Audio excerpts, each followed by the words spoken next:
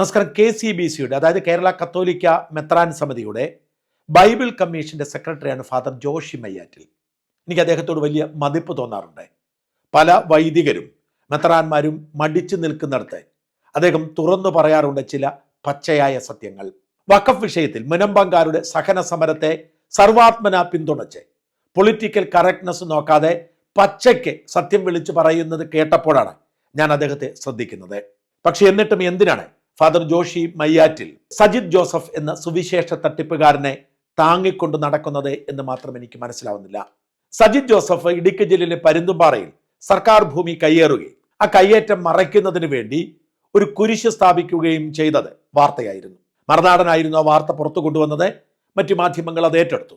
Sajith Joseph എന്ന സുവിശേഷ തട്ടിപ്പുകാരൻ അതിനെ ന്യായീകരിച്ചുകൊണ്ട് പച്ച കള്ളങ്ങൾ നിരത്തി രംഗത്ത് വന്നിട്ടുണ്ട്. അയാളുടെ ആ കള്ളങ്ങളെ ന്യായീകരിച്ചുകൊണ്ട് ഫാദർ ജോഷി മയ്യാറ്റിൽ ഇങ്ങനെ എഴുതി: ഇത് സത്യമാണെങ്കിൽ ഉദ്യോഗസ്ഥരെ, മാധ്യമ പ്രവർത്തകരെ, നിങ്ങളെക്കാൾ വലിയ ദ്രോഹികൾ വേറെ എവിടെയുണ്ട്? സത്യമാണെങ്കിൽ ഇതൊരു ക്ലോസ് അദ്ദേഹം വെച്ചിട്ടുണ്ട്. പക്ഷേ അത് കഴിഞ്ഞുള്ളത് മാധ്യമ പ്രവർത്തകരും ഉദ്യോഗസ്ഥരും ദ്രോഹികളാണെന്നാണ്. സജിത് ജോസഫിന്റെ ന്യായീകരണം വിശ്വസനീയമാണ് എന്ന് പറഞ്ഞുകൊണ്ടാണ് ഫാദർ മയ്യാറ്റിൽ ഇങ്ങനെ അഭിപ്രായപ്പെട്ടത്.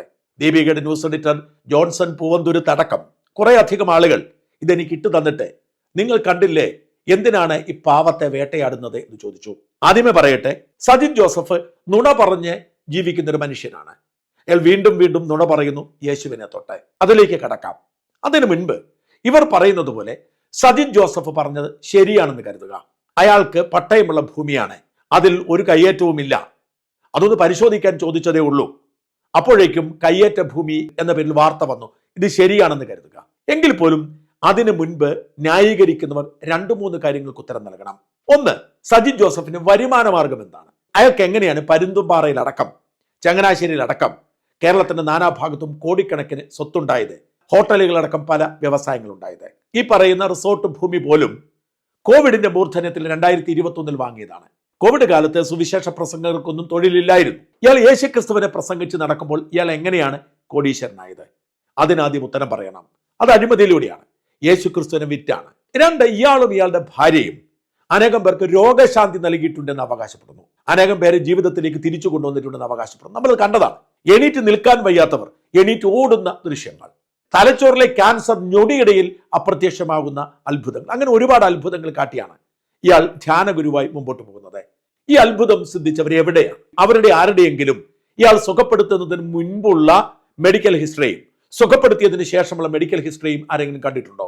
ഈ സജിത് ജോസഫ് ഇങ്ങനെ ആരെങ്കിലും ഒക്കെ സുഖപ്പെടുത്തിയിട്ടുണ്ടെങ്കിൽ അവർ രോഗികളായിരുന്ന സമയത്തെ സ്കാൻ റിപ്പോർട്ട് അടക്കമുള്ള റിപ്പോർട്ടുകൾ, മെഡിക്കൽ റിപ്പോർട്ട്, അവരെ സജിത് ജോസഫ് സുഖപ്പെടുത്തിയതിനു ശേഷമുള്ള മെഡിക്കൽ റിപ്പോർട്ട് പുറത്തുവിടുമോ? ഞാൻ പണ്ടേ വെല്ലുവിളി നടത്തിയത് ഇല്ല.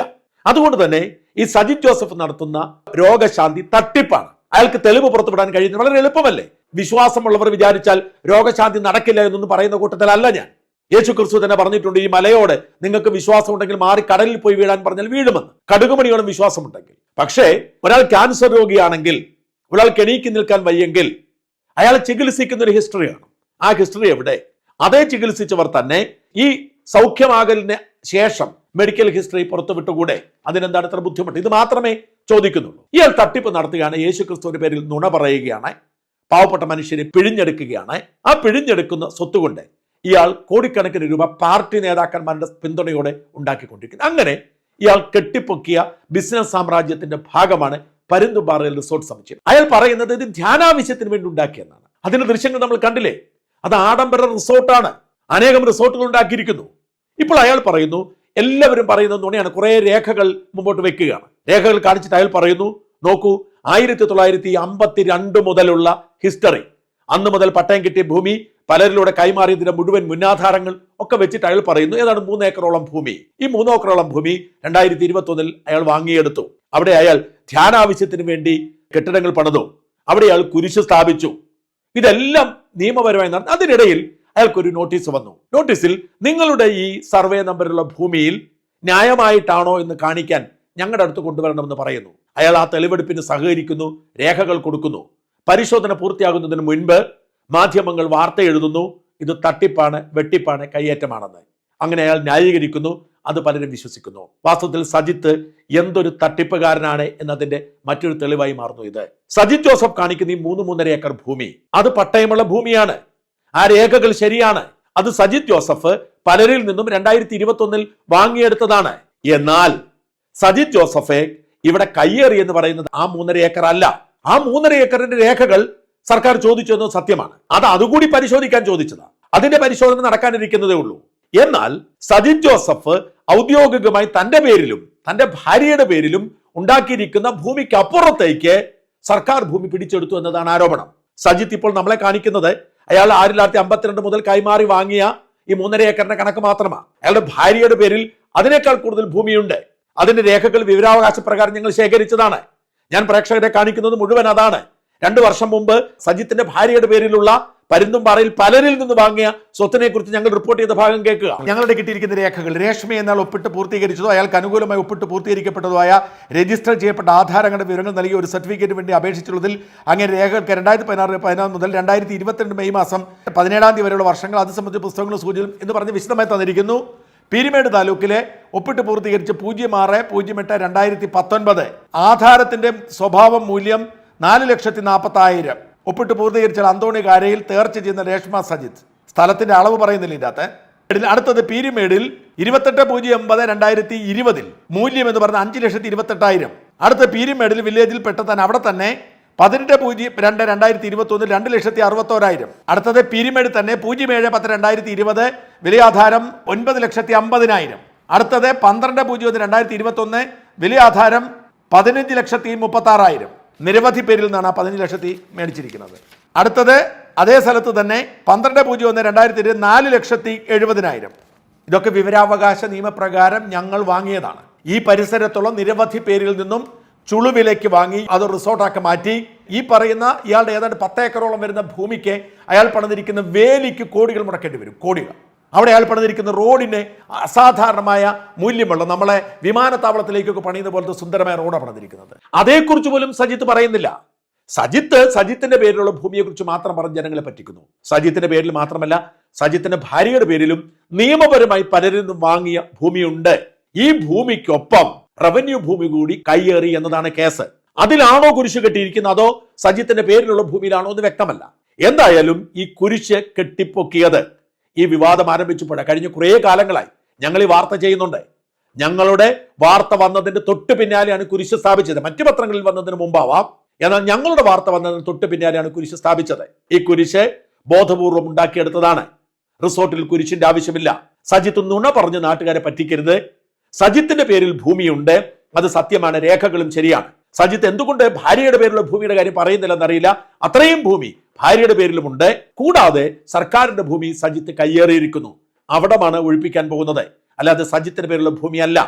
ഇത് സുവിശേഷ കച്ചവടം വഴി ഉണ്ടാക്കിയതാണ്. സജിത്ത് കോടീശ്വരനായിരിക്കുന്നു. പലയിടങ്ങളിലും സജിത്തിന് ബിസിനസ്സുകളുണ്ട്, പലയിടങ്ങളിലും സജിത്തിന് ഭൂമിയുണ്ട്. ഇതൊക്കെ യേശു ക്രിസ്തുവിനെ വിറ്റുണ്ടാക്കിയതാണ്, നുണ പറഞ്ഞുണ്ടാക്കിയതാണ്, അത്ഭുത രോഗശാന്തി എന്ന തട്ടിപ്പിലൂടെ ഉണ്ടാക്കിയതാണ്. അല്ലാതെ സജിത്തിന് പരമ്പരാഗതമായി കിട്ടിയതല്ല. സജിത്തിന്റെ വിശ്വാസം എന്ന് പറയുന്നത് പറ്റിക്കലാണ്, നാട്ടുകാരെ പറ്റിക്കലാണ്. നല്ല മനോഹരമായി സംസാരിക്കും.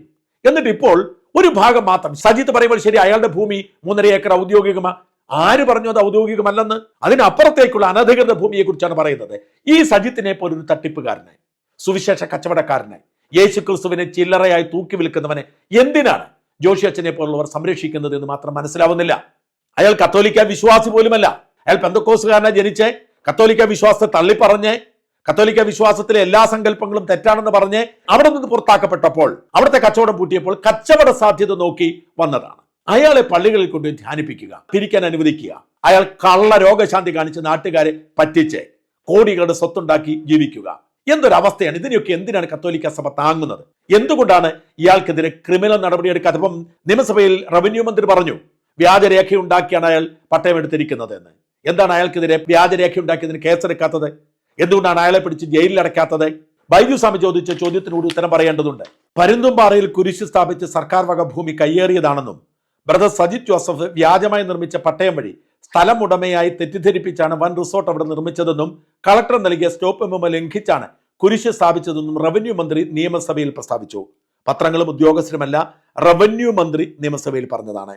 ഞാൻ ആലോചിച്ചു നോക്കിയപ്പോൾ ഇത് അസൽ ഒരു ക്രിമിനൽ പ്രവൃത്തിയാണ്.